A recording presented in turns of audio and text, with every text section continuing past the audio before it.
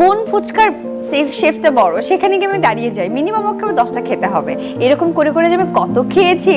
আমার কেমন জানি কলকাতা মানে আমার কোনো কিছু লাগবে না, আমার কোনো খাবার দেবার দরকার নেই, আমি সারাদিনে ফুচকা খাবো। ব্রেকফাস্টও ফুচকা, আমার লাঞ্চও ফুচকা, ইভিনিং স্ন্যাক্সও ফুচকা, আর ডিনার যদি কোনোভাবে সম্ভব হয় ওটাও ফুচকা খাওয়ার ট্রাই করে। যে আমার যাওয়ার অভিজ্ঞতা হয়েছিল সেখানে পানিপুরি তো মানে ওটাই ফুচকা, একটু পর পর হাঁটবার খাবো এরকম লাগছিল। আমার আবার হচ্ছে মানে হয় না যে কোন ফুচকার শেফটা বড় সেখানে গিয়ে আমি দাঁড়িয়ে যাই, মিনিমাম ওকে 10টা খেতে হবে।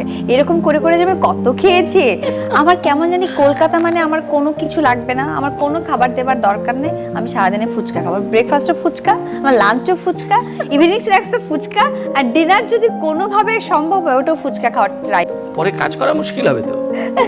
না, ফুচকাতে আমি টেকনিক ফলো করি, মাঝখানে যে আলুটা থাকে সেটাকে আমি ফেলে দিই। হ্যাঁ, ফুচকার স্পেশালিটি কলকাতায় কেন, এই কারণে, কারণ ফুচকাতে ওরা যেটা করে কি, লাইক আমি দাঁড়াচ্ছি, ওরা ভেতর থেকে ফুচকাটাকে ইয়ে করে, এবং আর আমাদের এখানে তুমি খেয়েছো নিশ্চয়ই, ডেফিনেটলি তুমি দেখবে প্রচন্ড মানে মিষ্টি টাইপের হয়।